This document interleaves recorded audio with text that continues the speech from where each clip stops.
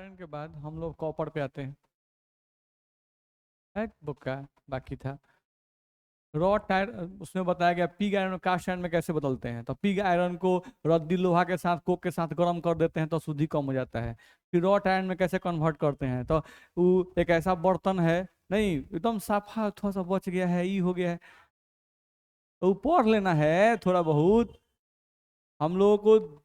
उसमें सिंपली ये बचा हुआ है कि आपको पिग आयरन को कास्ट आयरन में कैसे बदलते हैं। तो उसको सिर्फ एक लाइन में लिखा हुआ है कि पिग आयरन को रद्दी लोहे के साथ और कोयले के साथ गर्म किया जाता है। जिसके कारण क्या होता है, जो कोयला होता है, नहीं वो हम लोगों का रद्दी लोहे के साथ मिलकर और जो अशुद्धि होता है उसका ऑक्सीडेशन कर देता है, नहीं तो कुछ और प्योर हो जाता है। ध्यान रखना है। यानी इम्प्योरिटीज को कैसे कम कर सकते हैं उसका उपाय बताया गया है, तो थोड़ा सा पढ़ सकते हैं। अब मेन एक्सट्रैक्शन जो पूछता है वो आपको हम बता दिए। अब उसमें एक दो लाइन है कुछ तो पढ़ लेना है थोड़ा सा अपना से। अब सब एकदम सड़े के भरोसे डाल दें, दो चार लाइन अपनों से पढ़ना है। चलिए, रिडक्शन ऑफ क्यूप्रस ऑक्साइड, अब इस पर ध्यान देते हैं थोड़ा सा हम लोग। तो देखो, तो पहले लिखा हुआ है इसमें क्यूप्रस ऑक्साइड, क्यूप्रस ऑक्साइड। तो समझने की कोशिश करो, क्यूप्रस ऑक्साइड का मतलब होता है Cu2O। ठीक है, क्यूप्रस का मतलब क्या होता है, Cu2O। अब यहाँ पर थोड़ा सा ध्यान दोगे तुम तो Cu2O दिया हुआ है। ठीक है, अगर यहाँ पर हम लोग ऑक्सीडेशन स्टेट निकालें क्यूप्रस ऑक्साइड का तो क्या होगा इसका 2x, और माइनस ऑक्सीजन कितना होता है 2 बराबर 0। तो x बराबर क्या आएगा 2/2 बराबर में क्या आएगा +1। यानी जो क्यूप्रस ऑक्साइड है इसमें कॉपर का ऑक्सीडेशन नंबर कितना होता है +1। ठीक है, ये दिमाग में रखना है पहला पॉइंट। चलो, अब बोल रहा है रिडक्शन ऑफ क्यूप्रस ऑक्साइड। तो रिडक्शन तो हम पिछले ही बताए थे कि रिडक्शन का मतलब क्या होता है। रिडक्शन एक ऐसा प्रोसेस है जिसमें ऑक्सीडेशन नंबर घट जाता है। नहीं, क्या हम लोग बोले थे पिछले क्लास में बताए थे हम कि reduction is a process, reduction is a process in which oxidation number of metal decreases. Oxidation number of metal जो होता है वो क्या हो जाता है, डिक्रीज कर जाता है। ध्यान रखना है। चलो, तो रिडक्शन ये process in which oxidation number of metal decreases. तो मान लो क्यूप्रस ऑक्साइड का रिडक्शन करना है, तो क्यूप्रस ऑक्साइड का मतलब Cu2O।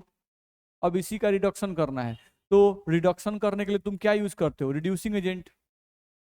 नहीं, अब तुम रिड्यूसिंग एजेंट यूज करोगे, ध्यान रखना है। तो देखो, रिड्यूसिंग क्या करता है, रिड्यूसिंग इसका ऑक्सीजन छीन लेता है। नहीं, तो यहां से तुम्हारा क्या बच जाएगा 2 कॉपर, और प्लस में क्या बचेगा रिड्यूसिंग एजेंट, और उसके साथ कौन जुड़ जाएगा ऑक्सीजन। यही होता है। नहीं, देख लो यहाँ पर कॉपर का ऑक्सीडेशन स्टेट अभी हम निकाले हैं Cu2O में कितना होता है +1, और यहाँ पर कॉपर क्या है अकेला है तो कितना हो गया 0। तो यहाँ पर तुम देख सकते हो कि +1 से कितना हुआ है 0। तो ऑक्सीडेशन नंबर बढ़ रहा है कि घट रहा है, बढ़ रहा है, घट रहा है। Oxidation number decreases. तो ऑक्सीडेशन नंबर अगर डिक्रीज कर रहा है तो इसका मतलब हुआ कि Cu2O जो है इसका ऑक्सीडेशन हो रहा है कि रिडक्शन, रिडक्शन। ठीक है, तो जब भी कोई बोलता है कि क्यूप्रस ऑक्साइड का रिडक्शन होगा तो क्यूप्रस ऑक्साइड का रिडक्शन का मतलब Cu2O कन्वर्ट करेगा Cu में। एक ये मतलब समझ में आ गया। चलो, अब दूसरे पॉइंट पे आते हैं थोड़ा सा। अब हम लोगों को इसमें थोड़ा सा बताता है एलिंगम डायग्राम के बारे में। थोड़ा सा एलिंगम डायग्राम को देख लें भाई, इसका कॉपर वाला।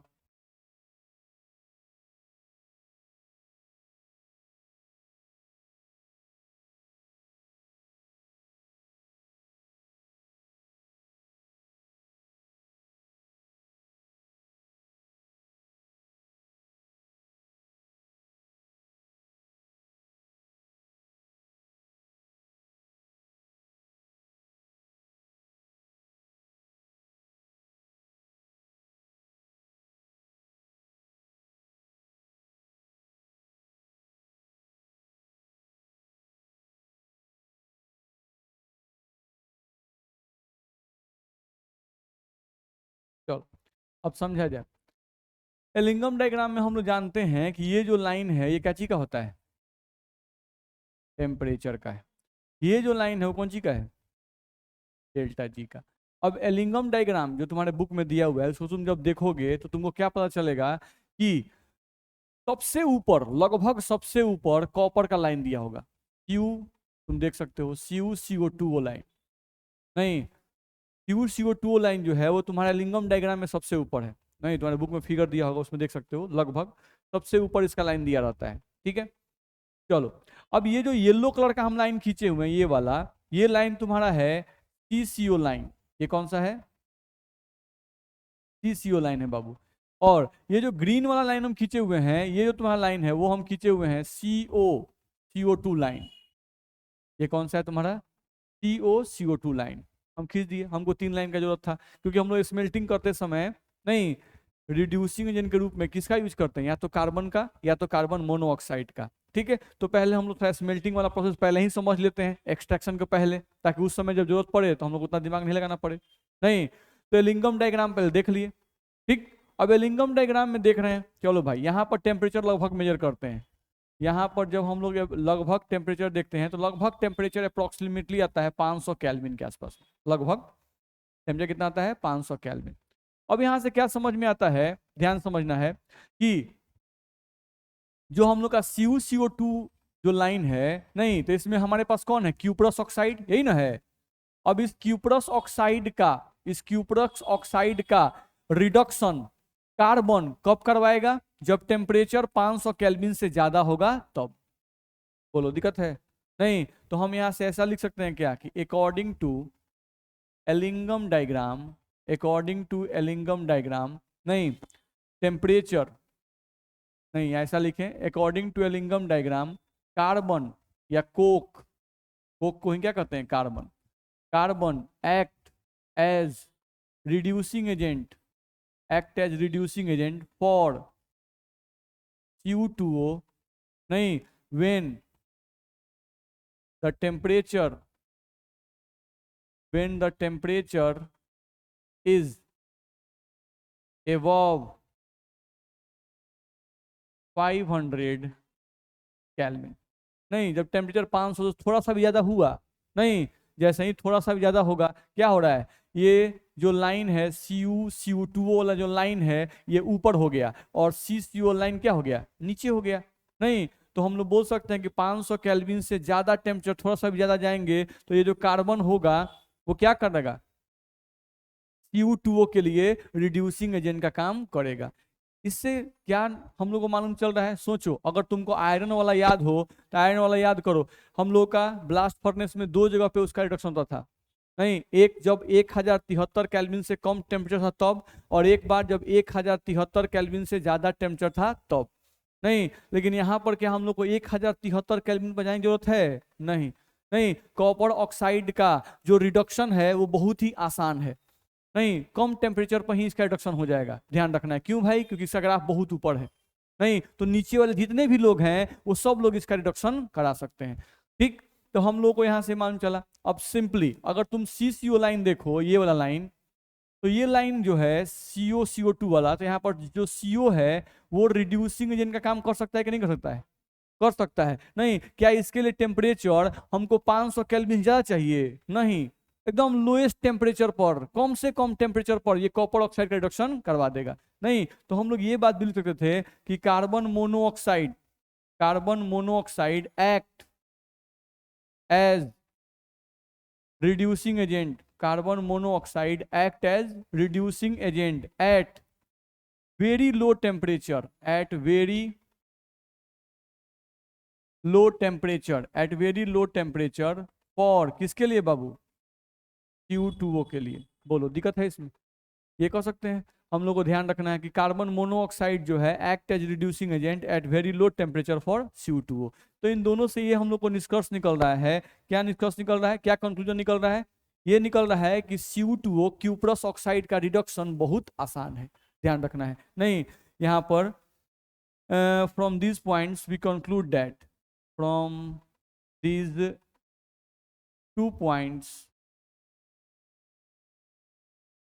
it is obvious that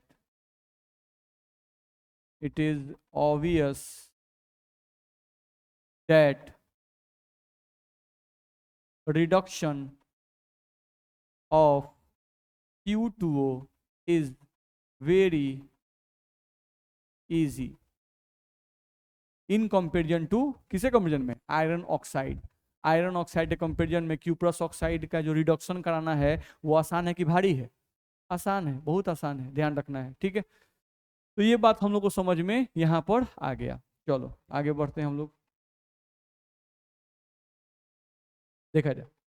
अब हम लोग को देखा जाए तो इसमें हम लोग करना है रिडक्शन प्रोसेस, तो हम लोग समझ गए नहीं कि भाई हम लोग का Cu2O जो है, यहाँ पर हम लोग का Cu2O जो है वो रिड्यूसिंग एजेंट की तरह काम कर सकता है नहीं। तो अगर हम रिएक्शन यहाँ लिखते कि भाई Cu2O है, इसका रिएक्शन अगर कार्बन से कर दें नहीं, तो Cu2O कार्बन से रिएक्शन अगर क्या बना देगा, हमको दो को कॉपर को बाहर निकाल देगा और प्लस में क्या बनेगा, कार्बन मोनोऑक्साइड, ये बन सकता है। या हम लोग का ये भी संभावना था कि अगर Cu2O को हम लोग कार्बन मोनोऑक्साइड ले लेते नहीं, तो यहाँ पर हम लोग का क्या बनता, 2Cu अलग हो जाता और CO2 गैस हम लोग का बन जाता।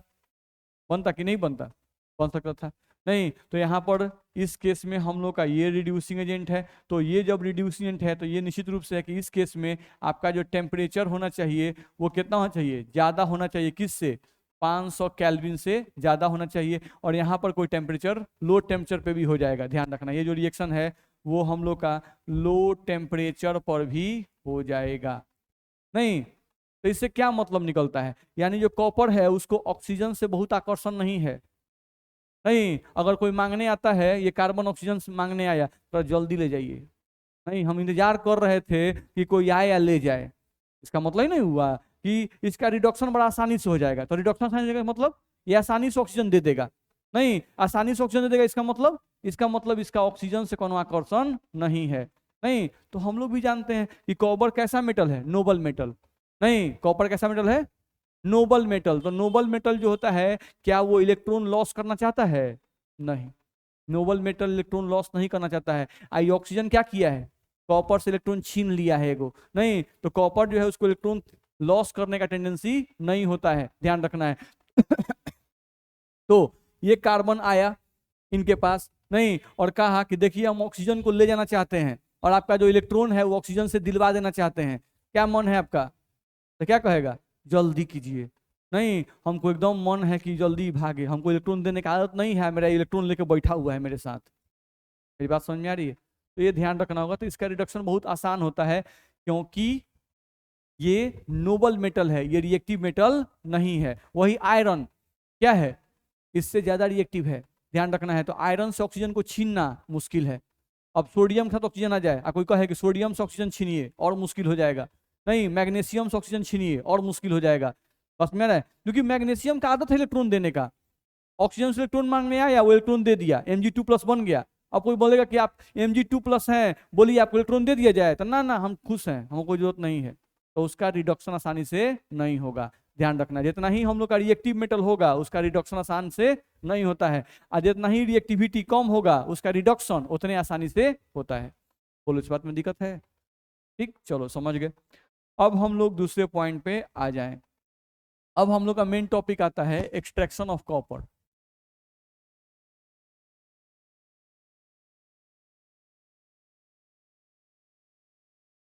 एक्सट्रैक्शन ऑफ कॉपर, ये हम लोग को देखना है कैसे करते हैं। एक्सट्रैक्शन ऑफ कॉपर जो है वो कैसे करते हैं वो देखना है। चलो, तो यहाँ पर हम लोग को सबसे पहला पॉइंट समझना है कि कॉपर का एक्सट्रैक्शन करने के लिए हम लोग, जैसे कॉपर के ज़्यादातर जो ओर जो हैं वो सल्फाइड के फॉर्म में पाए जाते हैं नहीं। पहला फर्स्ट पॉइंट हम लोग क्या बोल रहा है कि most of the ore of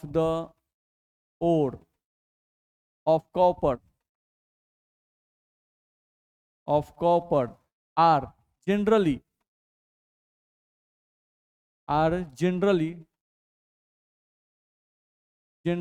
sulfide ores, ये पहला पॉइंट ध्यान रखना है कि कॉपर के ज्यादातर जो ओर होते हैं जो पृथ्वी पर पाए जाते हैं वो सल्फाइड ओर के फॉर्म में पाए जाते हैं। जैसे copper pyrite CuFeS2, copper glans Cu2S नहीं। हम लोग का Cu2O भी पाया जाता है नहीं, लेकिन उसका पृथ्वी पे परसेंटेज क्या है, कम है। सबसे ज्यादा मात्रा में कॉपर का कौन सा ओर पाया जाता है, तो कॉपर पाइराइट CuFeS2 नहीं, तो वही हम लोग को बोला जा रहा है कि most of the ore of copper are generally sulphide ores. नहीं, जिसमें मेनली आपका देखा जाए सबसे इंपॉर्टेंट जिससे हम लोगों को कॉपर को एक्सट्रैक्ट किया जाता है, नहीं वो कौन सा है भाई, तो कॉपर पाइराइट। हम लोग का है कॉपर पाइराइट, ध्यान रखना, जिसका फॉर्मूला हम लोग क्या लिखते हैं, CuFeS2, ये लिखा जाता है। बी, एक हम लोग का आता है कॉपर ग्लैंस, कॉपर ग्लैंस, नहीं जिसको आप क्या बोलते हो, Cu2S। तो ये दो जो हैं वो इंपॉर्टेंट ओर हैं हमारे पास, ऐसे और भी इसके ओर हैं, लेकिन ये दो मेनली क्या है, इंपॉर्टेंट है, जिससे कॉपर को एक्सट्रैक्ट किया जाता है। ठीक है, कॉपर पाइराइट और कॉपर ग्लैंस। ठीक है, अब हम लोग को देखा जाए तो इन दोनों में कौन इंपॉर्टेंट है, तो कॉपर पाइराइट। नहीं, चलो, तो हम लोग को यहाँ पे लिखा गया कि मेनली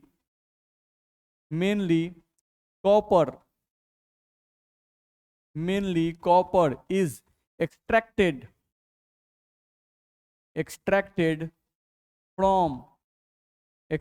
फ्रॉम किससे भाई, extracted from copper pyrite ore, extracted from copper pyrite ore, ध्यान रखना है। तो ये क्या कर रहा है कि जनरली कॉपर हम लोग किस ओर से प्राप्त करते हैं, कॉपर पाइराइट से। ठीक है, समझते हैं कॉपर पाइराइट को। चलो भाई, यहां से हम देखें अगर, तो हम लोगों की बात हो रही है कॉपर पाइराइट के बारे में। कॉपर पाइराइट, कॉपर पाइराइट का देखा जाए तो कॉपर पाइराइट का अभी हम लोग को फॉर्मूला बताया गया, क्या फॉर्मूला बताया गया, CuFeS2, यही दिया गया। नहीं, अच्छा इसमें कॉपर को ध्यान से देखो तो कॉपर जो है वो कितना है, 1, आयरन कितना है, 1, तो इसको आयरन का भी तो ओर कह सकते थे ना, क्योंकि दोनों का रेशियो तो 1:1 है, नहीं है क्या, जितना इस ओर में जितना कॉपर का मात्रा है उतना ही तो आयरन का भी मात्रा है, दोनों का रेशियो क्या है, 1:1 है, तो दोनों का मात्रा सेम है, तो इसको आयरन का ओर क्यों नहीं कहा गया, कॉपर का ही ओर क्यों कहा गया, बोलिए।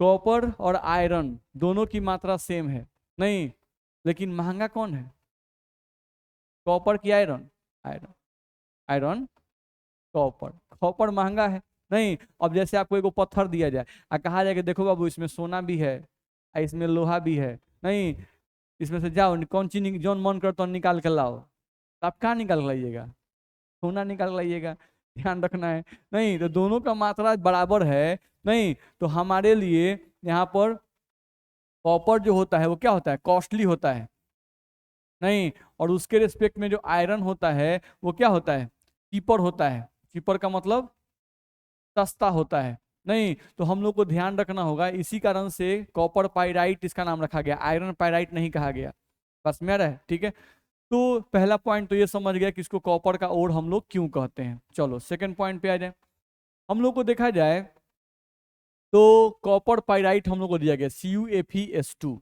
नहीं तो अब स्टेप्स पे आते हैं, कौन कौन सा स्टेप्स हम लोग इसके लिए करते हैं। ठीक है, चलो भाई, तो फर्स्ट स्टेप तो आप जानते ही हो, पहला स्टेप क्या करते हैं, ग्रिंडिंग एंड पल्वराइजेशन, वो तो सब में होता है, तो स्टेप्स पे आ गए। फर्स्ट स्टेप हम लोग करना है ग्रिंडिंग एंड पल्वराइजेशन, पल्वराइजेशन, तो फर्स्ट स्टेप ओर में क्या करना है आपको, ग्रिंडिंग करना है और पल्वराइजेशन करना है।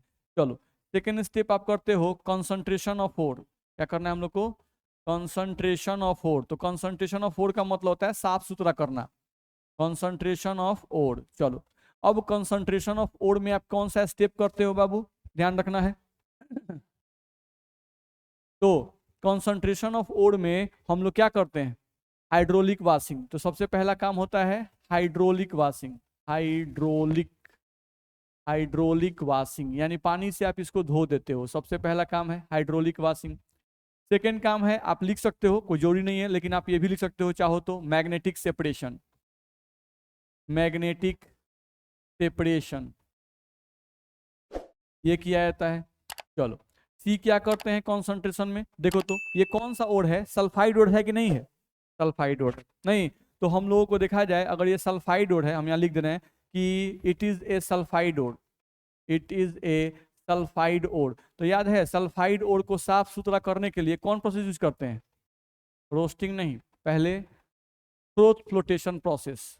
क्या करना है हम लोग को? Fourth flotation. तो it is a sulphide ore, so it is a sulphide ore, so its concentration, so its concentration, TRATION, so its concentration is done by fourth flotation process, is done by fourth flotation flow, FLOATATION, fourth flotation process। होगा कि नहीं होगा? ठीक है, तो concentration of four में इतना हम लोग काम करते हैं। हाइड्रोलिक वाशिंग थोड़ा बहुत कर दिए, थोड़ा बहुत मैग्नेटिक सेपरेशन कर दिए, और उसका चूंकि सल्फाइड ओर है तो मेन ये साफ सुथरा कैसे होगा? फोर्थ फ्लोटेशन प्रोसेस से। नहीं, अब ये सब करने से आपको साफ सुथरा ओर, साफ सुथरा ओर आपको मिल जाएगा। ठीक है, चलो अब आगे बढ़ते हैं। अब क्योंकि ये सल्फाइड ओर है, ये कौन सा ओर है? Sulphide ore. नहीं, तो अगला स्टेप क्या आएगा? तीसरा स्टेप रोस्टिंग। तीसरा स्टेप हम लोग का आएगा रोस्टिंग, ध्यान रखना है। ठीक है, अब रोस्टिंग हम लोग करना होगा। तो रोस्टिंग क्या है, याद है? हाँ, ऑक्सीजन के प्रेजेंस में हम लोग क्या करते हैं? ओर को हीट करते हैं। नहीं, तो ऑक्सीजन के प्रेजेंस में ओर को हीट करते हैं, तो इसमें क्या होगा? सिंपल वही बात, हम लोग जो जो पॉइंट बोलते थे, नहीं कि ड्यू टू रोस्टिंग अब क्या क्या होगा, बोल सकते हो तुम? एक हाइड्रेटेड ओर, हाइड्रेटेड ओर becomes anhydrous, हाइड्रेटेड ओर becomes anhydrous। नहीं, दूसरा ओर becomes porous, ओर becomes porous, ओर जो होगा वो पोरस हो जाएगा। तीसरा non volatile impurities, sorry non volatile बोल रहे हैं, वोलेटाइल इंप्यूरिटीज जो होंगी वो क्या हो जाएंगी? बाहर निकल जाएंगी। Volatile impurities are removed, volatile impurities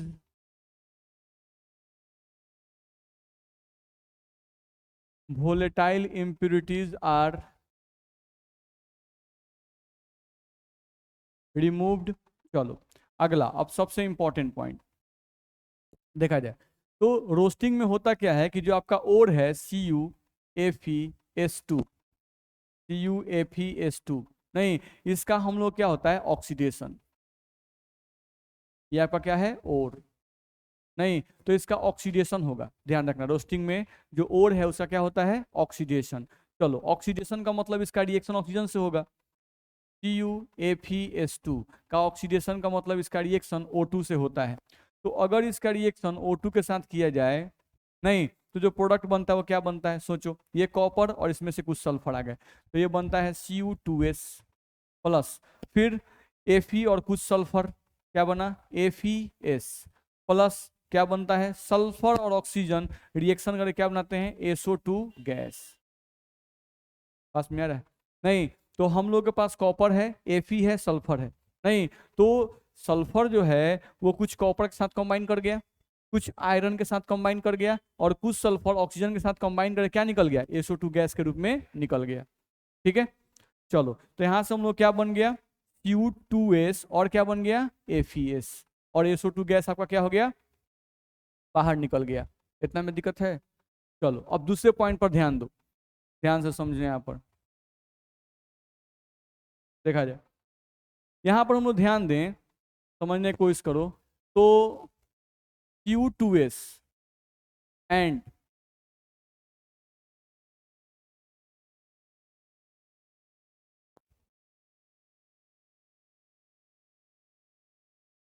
ये बोल रहा है कि इन Cu2S एंड FeS, यही ना हमारे पास है, इन Cu2S एंड FeS, ध्यान रखना है, FeS is more reactive, FeS is more reactive. so FeS, some FeS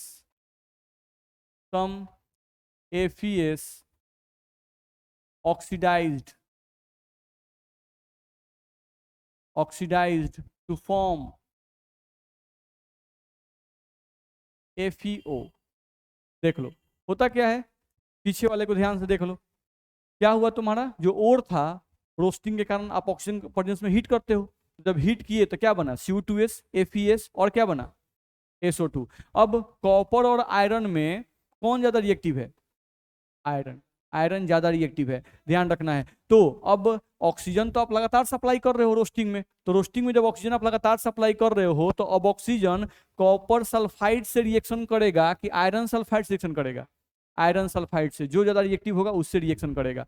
चलो तो यहां से हम देखें अगर तो हुआ क्या, वही लिख रहा है कि in CO2S and FeS is more reactive, so some FeS oxidise to form FeO। यानी अब कहानी क्या होता है, ये जो FeS है, कुछ FeS ऑक्सीजन के साथ रिएक्शन कर लेते हैं और रिएक्शन करके कौन सी में कन्वर्ट कर जाते हैं, FeO में, और प्लस में SO2 गैस आपका बाहर निकलेगा। बस में आ रहा है, ठीक है, इतना में दिक्कत है।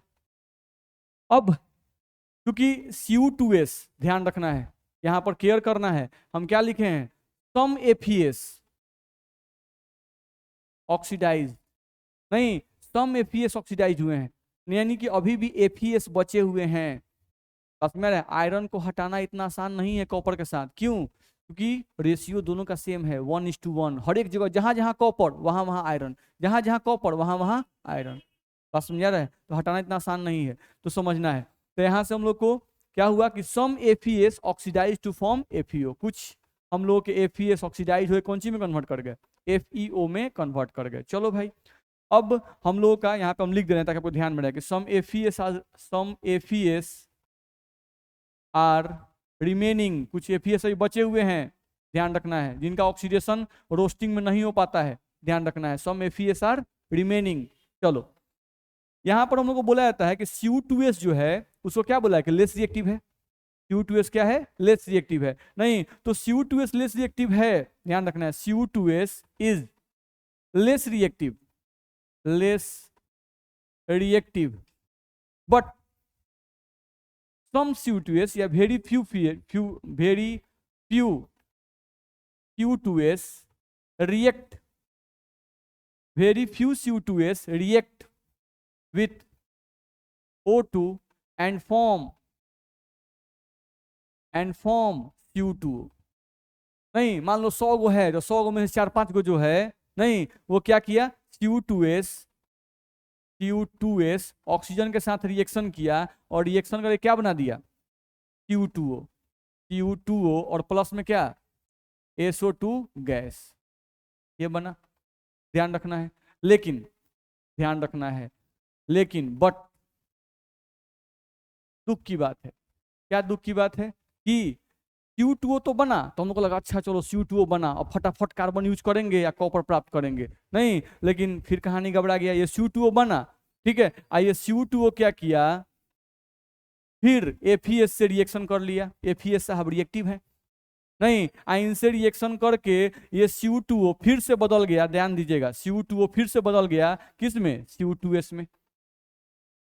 बना था कुछ CO2S O2 से रिएक्शन करके CO2O में बना था, नहीं, लेकिन CO2O कुछ बचे हुए FeS के साथ रिएक्शन करके फिर से कौन सी बदल गया, CO2S से बदल जाता है, और ये कौन सी बदलता है, FeS बदलता है कौन सी में, FeO में, ये बन गया। बस में आ रहा है, ठीक है। अभी भी ध्यान रखना है, अभी भी हम लोग का टोटल FeS खर्च नहीं हुआ है, अभी भी टोटल FeS खर्च नहीं हुआ है, ध्यान रखना है, ठीक है। हियर इन कंटेनर या इन फर्नेस, चलो क्या क्या बचा हुआ है, in furnace remaining components are, remaining components are, चलो रिमेनिंग कंपोनेंट्स कौन कौन हमारे पास है, तो देख लो FeO बचा हुआ है, और क्या बचा हुआ है, CO2S बचा हुआ है, और बहुत कम थोड़ा सा FeS भी बचा हुआ है, नहीं अभी भी ये सब बचा हुआ है, FeO CO2S और FeS हम लोग का बचा हुआ है। चलो अब आगे बढ़ो। अब हमारे को देखा जाए तो जो फर्नेस है, उस फर्नेस में हम लोगों को कोक डाला गया, क्या डाला गया? कोक, कोयला डाला गया, ठीक है, और साथ साथ सैंड डाला गया, ठीक है। Now in furnace, some coke and sand, some coke and sand is, yeah, are introduced. Now in furnace some coke and sand are introduced. इनको डाला गया, चलो भाई, ठीक है। अब इनका काम क्या है? वर्क ऑफ कोक, कोक क्या करता है, कोक क्यों डाला गया? वर्क ऑफ कोक यानी कि कार्बन, कार्बन का क्या काम है भाई, समझने की कोशिश कीजिए। वर्क ऑफ कोक समझो, हम लोग ध्यान दें तो कार्बन क्या करता है? कार्बन क्या है? एक अच्छा रिड्यूसिंग एजेंट है, नहीं, ध्यान रखना है। तो हम लोग को यहां से ध्यान रखना है, एक मिनट,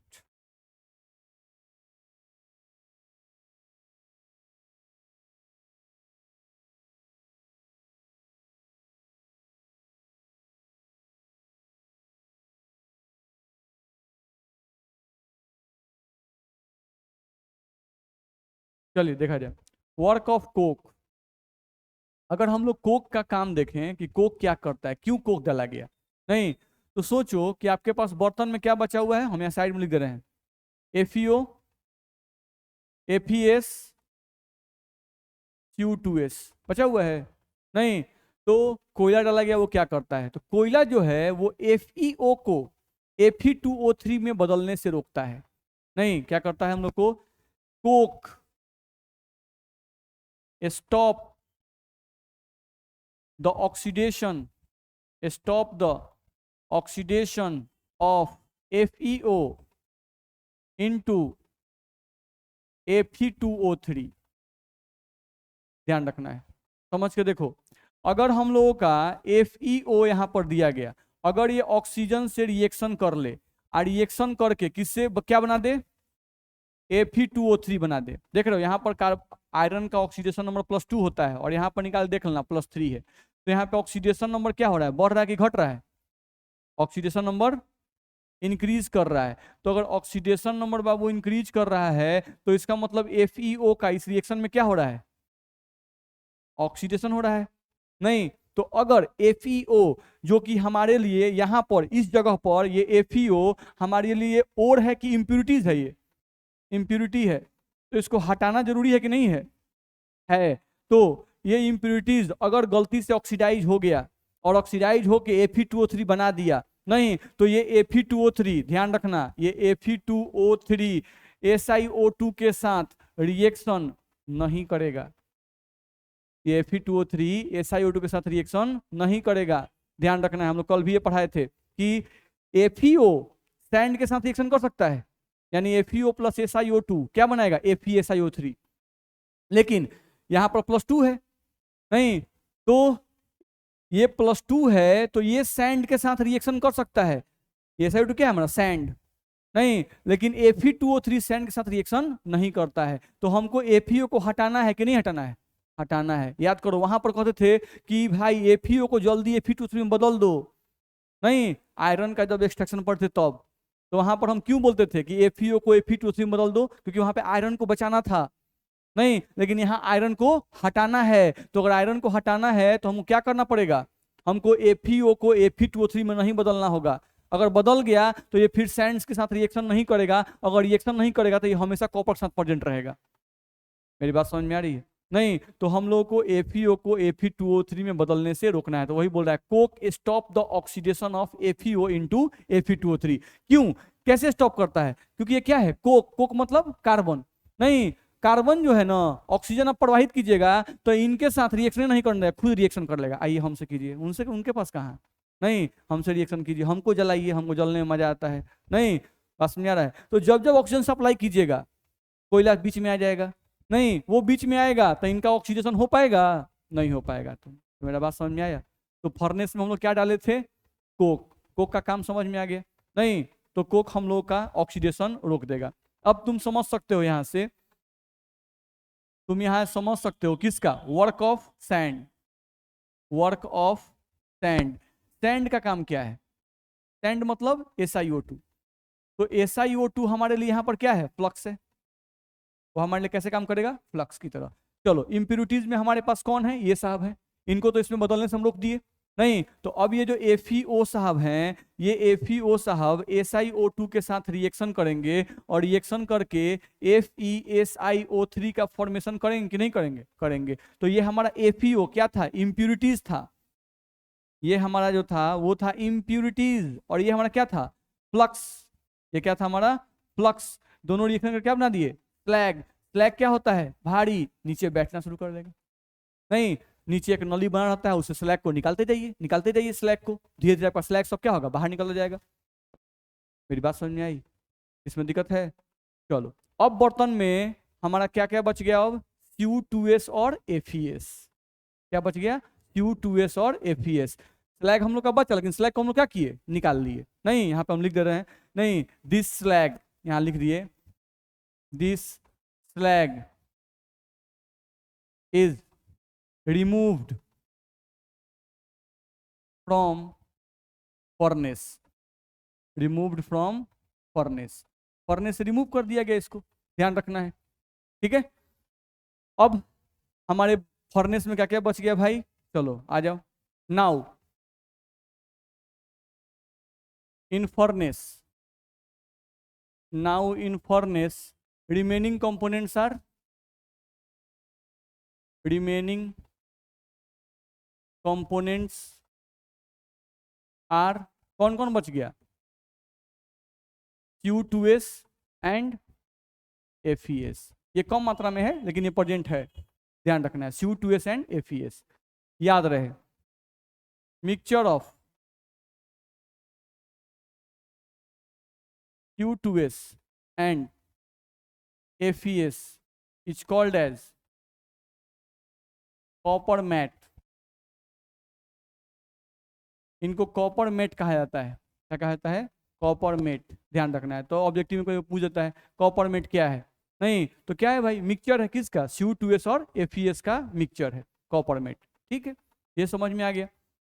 इसमें Cu2s का अमाउंट बहुत ज्यादा है, FeS का अमाउंट बहुत कम है, ठीक है। अब हम लोग क्या किए कि फर्नेस से स्लैग को तो निकाल ही लिए, अब फर्नेस से हम लोग क्या किए, इसको भी निकाल दिए, ध्यान रखना है, ठीक है। यानी कि ये बोल रहा है कि copper matte, copper matte is also removed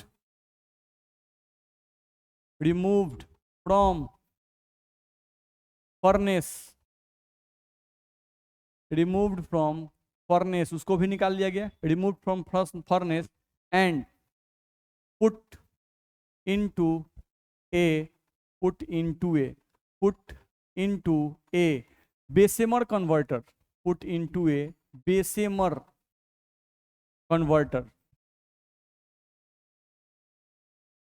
यानी एक नया भट्ठी, नहीं एक नया कन्वर्टर, एक नए फर्नेस में उसको डाला गया, ध्यान रखना है, बेसेमर कन्वर्टर, ठीक है। अब बेसेमर कन्वर्टर में जो रिएक्शंस होते हैं उन रिएक्शंस को कहते हैं बेसेमराइजेशन। क्या कहते हैं हम लोग, बेसेमराइजेशन, ध्यान रखना है। Reactions occurs in, reaction occurs in Bessemer converter is called as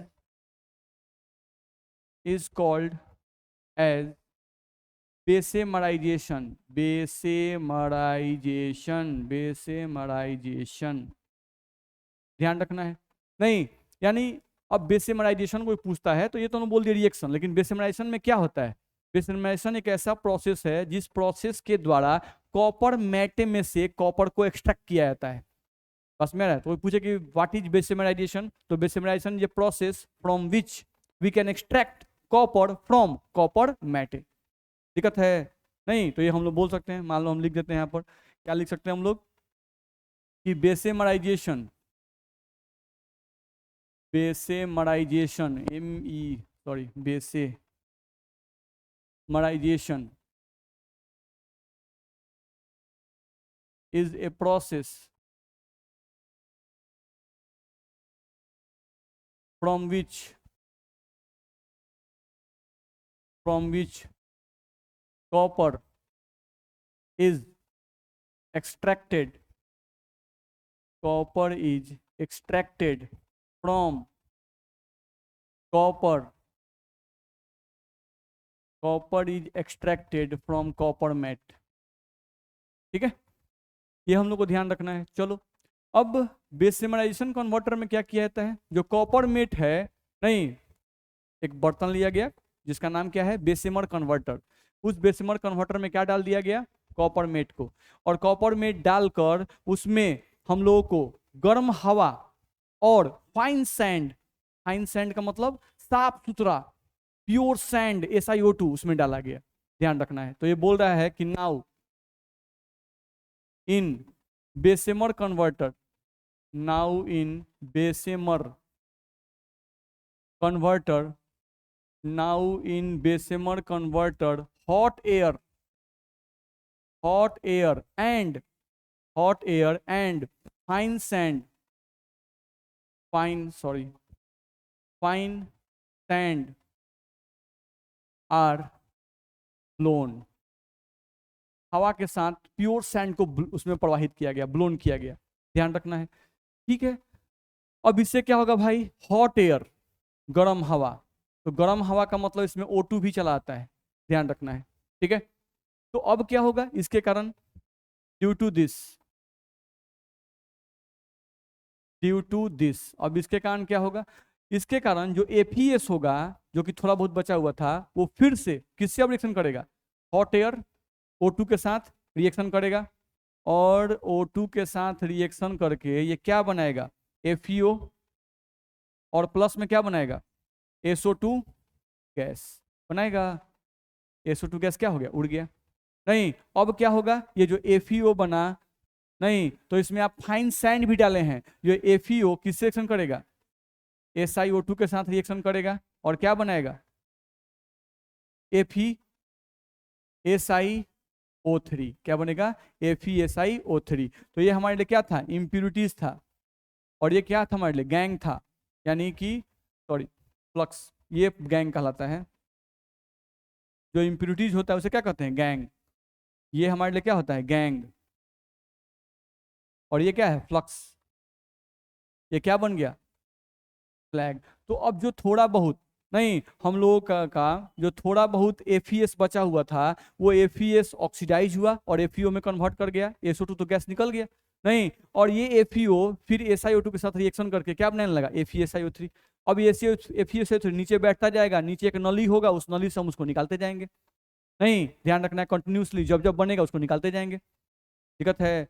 ठीक है, तो यहाँ पर ये क्या होगा, slag is removed continuously, flag is removed continuously. अब सोचो कि हम लोग तो O2 जब फ्लो करवा रहे थे और सैंड फ्लो करवा रहे थे, तो बर्तन में तो हमारे पास CO2S भी है और FeS भी है, लेकिन FeS क्यों रिएक्शन कर रहा है, क्योंकि FeS is more reactive than CO2S, नहीं। ठीक, अब धीरे धीरे जितना भी हम लोग का FeS होगा वो ऑक्सीजन से रिएक्शन करके FeO में बदल गया, FeO SiO2 से रिएक्शन करके FeSiO3 में बदल गया, तो सारा FeS हट गया कि नहीं हट गया, हट गया।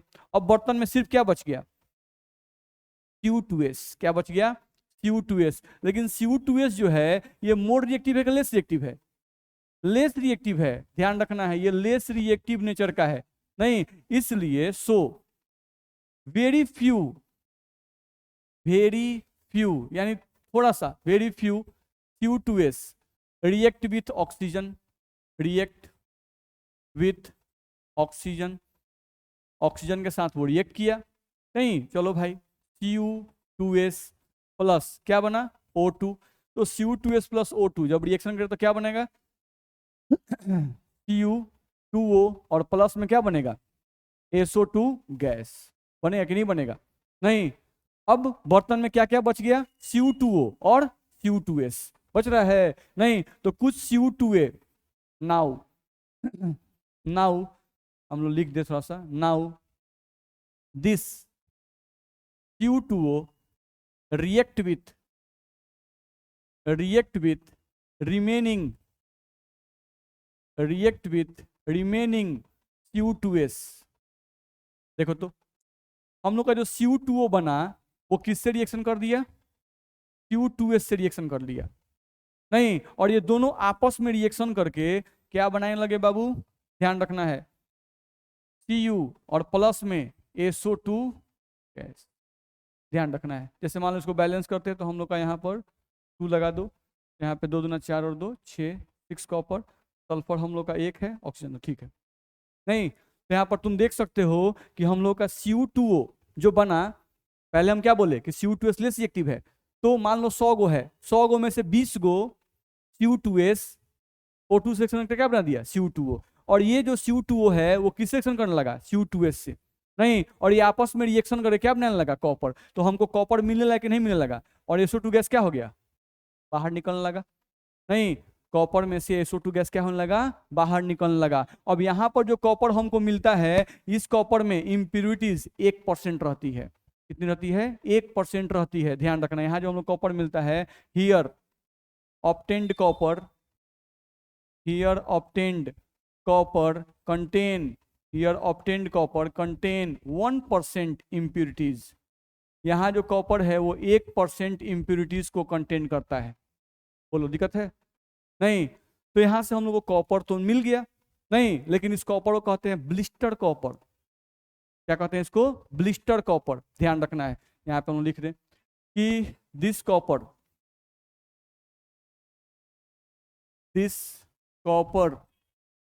ऑब्टेन्ड, या दिस कॉपर बस लिखा जाए, दिस कॉपर इज कॉल्ड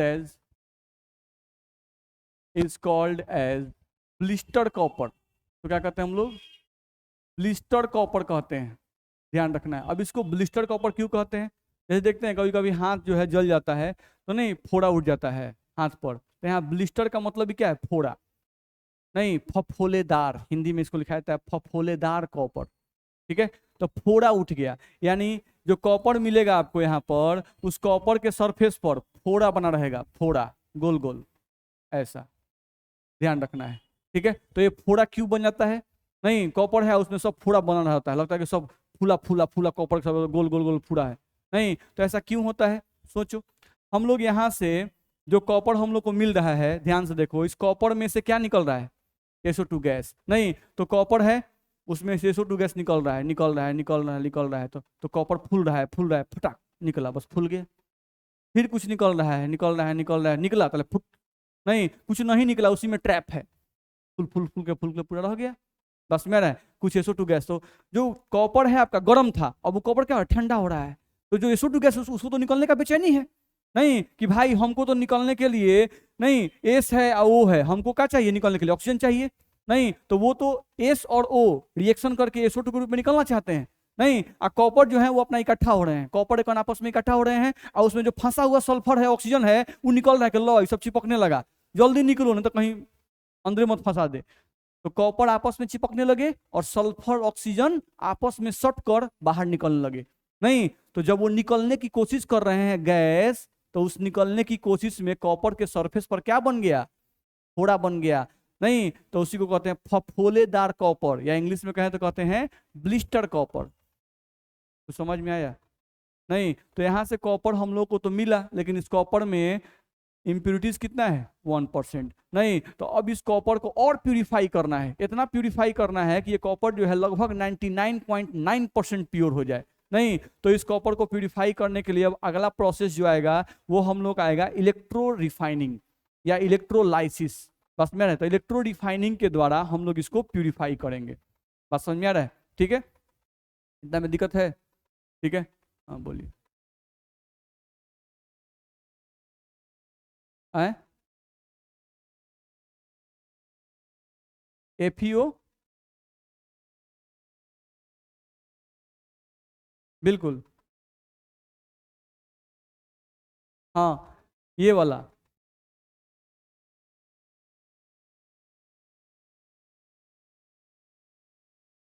अरे इस FeS को ना ऑक्सीजन से बहुत लगाव है। नहीं, इस CO2S को ऑक्सीजन से लगाव है क्या? बहुत नहीं, तो ये CO2O प्लस SO2 गैस बनाया। नहीं, आई CO2O फिर किससे संग लगा? CO2S से। बस में रहे, क्योंकि ये ना ऑक्सीजन को पसंद करता है, ना सल्फर को पसंद करता है। ये किसको पसंद करता है? कॉपर, कॉपर को पसंद करता है। बस में रहे, ठीक है। लेकिन आयरन क्या रिएक्शन करना चाहता है? खूब चाहता है। आयरन रिएक्टिव है नहीं, तो जो एफईएस है नहीं, उसके तो ऑक्सीजन मिल ही रहा है नहीं, तो कहेला एफईओ से खोजेगा? उसको तो ऑक्सीजन आप पूरा भरपूर मात्रा में प्रवाहित कर रहे हैं, तो उसको कहा जो एफईओ खोजने का नहीं, वो तो ऑक्सीजन जहां जहां मिलेगा एफईएस एफईओ में बदल जाएगा, एफईएस एफईओ में बदल जाएगा। तो जितना भी एफईओ सब तो एफईओ से एफईओ में बदल ही रहा है। और एफईओ को आप बैठाने के लिए तो आप ऊपर सैंड डालिए दिए हैं, तो एफईओ सैंड से भी रिएक्शन खूब आराम से कर लेता है नहीं, और एफईएसओ3 बना देता है। बस में रहे, अगर नहीं करता तो हम लोग सैंड जो डाल रहे हैं तो आप बोल सकते थे कि सर सैंड डाल रहे हैं तो सैंड जो है CO2 जो बन रहा है सर SiO2 से रिएक्शन कर दीजिए। नहीं, उसको पसंद नहीं है ना रिएक्शन करना। मेरी बात समझ आ रही है? कॉपर को रिएक्शन करना पसंद नहीं है, वो ऑक्सीजन को भी पसंद नहीं करता। देख रहे हैं, less reactive, very few reaction किया नहीं, फिर जहां अपना भाई भाई मिला कि चाहता है जल्दी हाथ जुड़ाया जाए, इन दोनों को बाहर निकाला जाए। बुझा रहा है? तो ये कहानी समझ में आया? आप तो थोड़े थे पूरा क्लास में, आपको कोई समझ में आ गया? नहीं जी, आपके पीछे जो बैठे हैं पूरा क्लास सो रहे हैं तो समझ में कैसे आएगा? पूरा क्लास तो इसमें बीत जाता है कि नींद मत आए, नींद मत आए, सर मत देखें, सर मत देखें, तो इसी पे दिमाग कॉन्सेंट्रेट रह गया, समझ में कहाँ से आएगा? ये भी 5 मार्क्स का पूछता है। तो एक साल बिहार बोर्ड में आपका एक्सट्रैक्शन ऑफ आयरन भी पूछ चुका है 5 मार्क्स में, और एक्सट्रैक्शन ऑफ कॉपर भी पूछ चुका है 5 मार्क्स में। हाँ सर, 5 मार्क्स है ना सर, कम से कम 2 पेज लिखना पड़ेगा, 2 पेज 3 पेज लिखना पड़ेगा 5 मार्क्स का मतलब। तो हम तो आपको ठीक से ही सब बनाए हैं, हम तो बहुत लेंदी करके नहीं बताए हैं, सब स्टेप वाइज समझा के बताए हैं नहीं, तो आपको ऐसे ही लिखना पड़ेगा, ठीक है। चलिए, तो ये आप